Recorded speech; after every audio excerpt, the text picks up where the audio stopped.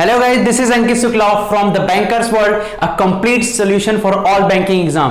तो गाइज एक बार फिर से मैं यहाँ पे आपके सामने हूँ रीजनिंग का एक चैप्टर लेकर के, डायरेक्शन एंड डिस्टेंस। जैसा कि इसके बारे में आप लोग कुछ जानते ही होंगे कि प्रीलिम्स में अब ये 2 से 3 मार्क्स का क्वेश्चन पूछा जाने लगा है। ये नॉर्मली क्वेश्चन जैसे एसएससी में होता है वैसे नहीं होता है, एक पैराग्राफ टाइप का होता है, उस पर 2 या 3 क्वेश्चन पूछ दिए जाते हैं। ठीक है, इसमें कुछ स्टूडेंट्स उलझ जाते हैं राइट लेफ्ट में या फिर डायरेक्शन में वो ठीक तरह से वो कर नहीं पाते डिसाइड, और वो उलझ जाते हैं, टाइम भी जाता है और वो क्वेश्चन उसको भी रॉन्ग कर देते हैं। तो आइए हम कुछ ऐसे ही क्वेश्चन और टॉपिक को सीखते हैं, उसके कॉन्सेप्ट को सीखते हैं और एक क्वेश्चन सॉल्व करते हैं। उसके ऊपर 3 क्वेश्चन होंगे, एक पैराग्राफ होगा, उसके ऊपर 3 क्वेश्चन होंगे, उसको सॉल्व करते हैं। तो चलिए स्टार्ट करते हैं। आपके सामने एक क्वेश्चन होगा, गैस दिख रहा होगा, यही क्वेश्चन है गाइस। इस पैराग्राफ को आपको मतलब केयरफुली पढ़ना है और इसके बाद इसको एक एक लाइन को समझ करके उसके हिसाब से हमें डायरेक्शन पे मतलब एक डायग्राम बनेगा, उसको बनाना होगा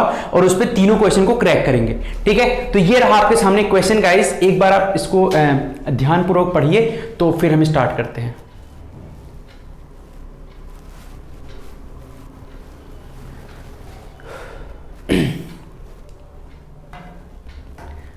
ओके गाइस, तो जैसे कि ये क्वेश्चन है, क्वेश्चन के पहले मैं थोड़ी सी बात आपको एक बात ये समझा दूं।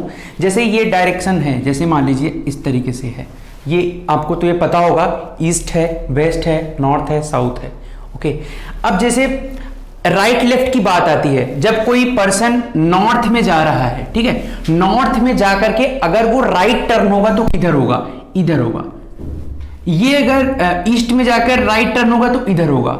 ये देखो साउथ में जाकर राइट टर्न होगा तो इस साइड। मतलब ये मुझे कैसे पता चल रहा है? ये सीधे सीधे आप जान जाओ कि क्लॉकवाइज, अगर जब भी क्लॉकवाइज डायरेक्शन क्लॉकवाइज टर्न होगा तो समझ जाओ कि राइट में टर्न हो रहा है। क्लियर है गाइस? और जब भी एंटी क्लॉक टर्न होगा, जब भी एंटी क्लॉक टर्न होगा, यहां पे सिंपल सा देख लो, जैसे एंटी क्लॉक टर्न हुआ, देखो ऐसे इस तरीके से अगर टर्न हुआ तो समझ जाओ कि वो क्या है? एंटी क्लॉक मतलब लेफ्ट, और क्लॉकवाइज मतलब राइट। इनिशियली इतना कॉन्सेप्ट आपको जानना होगा। ओके गाइस, ठीक है, क्लियर है कॉन्सेप्ट? अब हम आते हैं क्वेश्चन को कैसे सॉल्व करते हैं उसको बताते हैं। ओके गाइस, तो चलिए स्टार्ट करते हैं।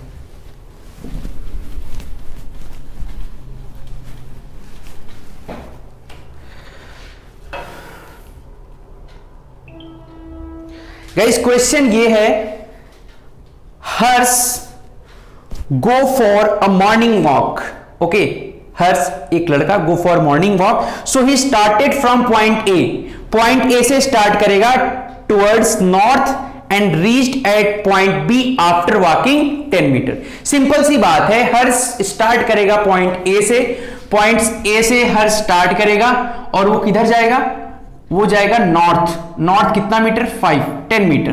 ठीक है, 10 मीटर नॉर्थ में चल के और वो किस पॉइंट पे पहुंच जाएगा? पॉइंट नंबर बी पे। यहां से हर्ष ने स्टार्ट किया, कहां से? यहां से हर्ष ने स्टार्ट किया। ठीक है गाइस, और पॉइंट 10 मीटर चल के वो कहां पहुंच गया? पॉइंट बी पे। इतनी बात क्लियर हुई गाइस? अब देखिए एक बात तो आप लोग थोड़ा सा समझना, जैसे 10 मीटर की लाइन अपनी इतनी लंबी बनाई है तो 5 मीटर की लाइन इससे लंबी मत बनाइएगा, इतना तो यार समझोगे। ठीक है, आगे बढ़ते हैं। अब ये बोल रहा है कि at B he turns toward his right. बात वही आई ना फिर, टुवर्ड्स हिज राइट। अब यहां से राइट क्या होगा? सर ने बताया है, अभी मैंने आपको बताया, राइट टर्न होने का क्या मतलब है? क्लॉकवाइज। तो यहां से क्लॉकवाइज इधर ही होगा, क्लॉकवाइज टर्न किया। अब ये बोल रहा है turn towards his right and walk 6 metre to reach point C. 6 metre चलेगा, 6 मीटर यहां से चलने के बाद कहां पहुंच जाएगा? 6 मीटर है और ये पॉइंट सी पे आ जाएगा। गाइस ध्यान देना, 6 मीटर पॉइंट सी, तो ये 10 मीटर से थोड़ा छोटा रखना। ओके, ठीक है, आपके लिए बेटर होगा। आगे बढ़ते हैं।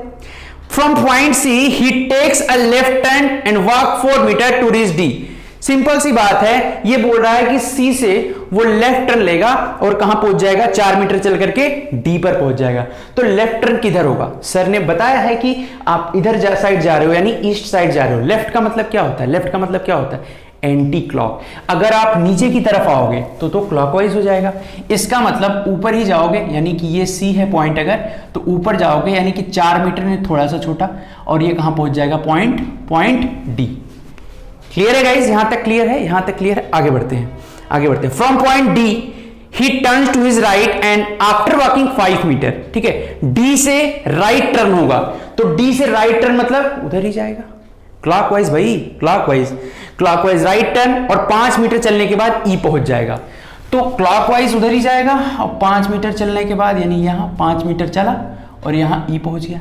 क्लियर है, क्लियर है, क्लियर है स्टूडेंट्स, सारी यहां तक बातें क्लियर है। ई पे पहुंच गया वो, ठीक है। फ्रॉम पॉइंट टी, जैसा कि मैं बता दूं प्रीलिम्स में इससे भी इजी क्वेश्चन आता है, मात्र 2 या 3 लाइन का, ठीक है, तो ये तो मैं आपको थोड़ा सा बड़ा, वहां पे बहुत इजी आता है, ठीक है। आगे चलो, from point T he towards, अब ई पे पहुंच गया ना, अब ई से वो राइट टर्न हो रहा है, ठीक है, जैसा कि आप देख भी रहे हो क्वेश्चन में, वो राइट टर्न हो रहा है और 14 मीटर चलने के बाद एफ पे पहुंचेगा। तो राइट मतलब कहां पे, राइट मतलब कहां पे, अभी देखो ई पे पहुंच गया, अब यहां से राइट टर्न होना है हमें, तो राइट मतलब क्लॉकवाइज, क्लॉकवाइज मतलब नीचे, राइट मतलब क्लॉकवाइज, क्लॉक मतलब नीचे, ऐसे। और 14 मीटर का क्या मतलब होता है बताओ जरा। अब ये 4 है और ये 10 है, 10 और 4 अगर ऐड कर देंगे 14, यानी कि ये पूरा का पूरा इसके एकदम सीध पे आ जाएगा, इसके एकदम, ये देखो ये 14 मीटर है। बताओ यहां तक कोई कंफ्यूजन, 14 मीटर आया था ना, 4 ये 10 ये ऐड करोगे 14, इतना ही तो आएगा, एकदम एकदम इसके बराबर पे आएगा, एकदम इसकी एकदम लाइन पे आएगा। ओके, इतना समझना है आपको। 2-3 क्वेश्चन जब आप करोगे गाइस तो ये बातें आपको क्लियर होने लगेगा, ठीक है। आगे बढ़ते हैं। After walking 5 metre from point F, यहां से भी 5 मीटर चलेगा, ठीक है, ये पॉइंट एफ है, पॉइंट एफ है। अब यहां से बोल रहा है कि 5 मीटर किधर जाएगा, राइट में जाएगा, और वो अपने डेस्टिनेशन पे पहुंच जाएगा। तो राइट किधर है, अब यहां पे पहुंच गया, राइट मैंने फिर से वही बात आपको बोलना नहीं है, राइट मतलब क्लॉकवाइज, और क्लॉकवाइज मतलब इस साइड, ठीक है, ऐसे क्लॉक चलता है, ठीक है, क्लॉकवाइज कितना मीटर, 5 मीटर। तो देखो ये देखो यहां से इतना, ये देखो इधर ये 5 है, तो इतना भी 5, यानी इसके यहां पे ये लाइन, ये 5 मीटर, और ये इसका क्या हो जाएगा, डेस्टिनेशन। ऑल क्लियर गाइस, ये डेस्टिनेशन है। यहां तक आपका जितना भी आपने यहां पे क्वेश्चन देखा है, जो लिखा हुआ है पैराग्राफ में, इसको आपने क्रैक कर दिया। अब आप इस पे क्वेश्चन सॉल्व करोगे, ठीक है गाइस। अगर इसमें आप गलती करोगे तो फिर क्वेश्चन सॉल्व कर पाओगे, गलत हो जाएगा, ठीक है। बहुत इजी होता है गाइस, इसको आप जब आप पूरा कोर्स परचेज करोगे तो हम आपको एक से एक ट्रिक बताएंगे, ऐसा ट्रिक बताएंगे जो क्वेश्चन देखते ही आप डायरेक्शन के आप सॉल्व कर जाओगे, ठीक है। अगर आप चलिए तो क्वेश्चन नंबर 1 पे आते हैं, क्वेश्चन नंबर 1 पे आते हैं गाइस, क्वेश्चन नंबर 1 पे आते हैं। उसमें ये बोल रहा है what is the shortest distance, what is the shortest distance between Harsh's final position, Harsh's final position and point C. सीधी सी बात है, हर्स के फाइनल पोजीशन और पॉइंट सी के बीच क्या पूछा है, डिस्टेंस पूछा है। तो ये डेस्टिनेशन, ये हर्स का फाइनल पोजीशन है और ये पॉइंट सी है, तो आपसे यही पूछा है, इनके बीच का ये डिस्टेंस पूछा है, ठीक है। तो डिस्टेंस बता सकते हो ना कितना है, बताओ, ये यहां से यहां तक कितना है, 10 ही तो है, तो आंसर क्या होगा आपका 10 मीटर। एक बार ये बन गया डायग्राम ना, अच्छे से बन गया ना, अच्छे से अगर एक बार बना लिया आप सही सही, फिर क्वेश्चन चुटकियों में सॉल्व कर सकते हो, हलवा है हलवा, ठीक है। एक और क्वेश्चन आपके सामने, एक और क्वेश्चन ये क्या है, what is the total distance travel by hers. यार ये क्या क्वेश्चन है, total distance travel by hers. जब ये डायग्राम बना नहीं था ना, यही बहुत टफ था, जब ये बन गया ना, यही बहुत आसान है। टोटल कितना ट्रेवल किया हर्स ने, यही तो पूछा है। अब यहां से हर्स चला है और पूरा यहां से यहां तक पूरा ऐड कर दो, 10 6 16 5 21 और ये 14 ऐड करेंगे, देखो यहां पे 10 6 16 4 20 5 25 और ये 14 ऐड करेंगे 39 और ये 5 43, यानी देखो फिर से देख लो, 10 यहां हो गया, 6 16 16 4 20 20 5 25 25 और 14 कितना 39 और 39 और 5 ऐड करेंगे तो 44 मीटर। कितना 44 मीटर। देखो ऐड करना आसान नहीं होता, ठीक है, ऐड करना भी कभी कभी मुश्किल हो जाता है, जब आपको जैसे लगे कि अरे यार ये तो लग गया, फटाक से ऐड कर दे तो वहां पे। और एक बात ये भी जानो, आईबीपीएस ये भी करता है कि नजदीकी गलती करते हो ना, वो ऑप्शन में रहता है। जैसे आपका 43 आया तो ऑप्शन में दिखता रहेगा, अरे यही है, छोड़ो चलो, वही गलती हो जाती है, ठीक है। Next question guys, next question number 3 देखिए क्या बोल रहा है, in which direction is point A. Point A किस डायरेक्शन में है with respect to Harsh's final position.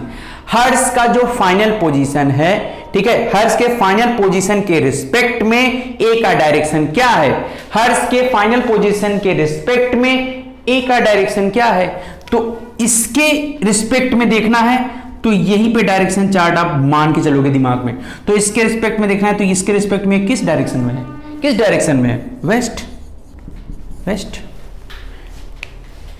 Clear हुआ गाइस?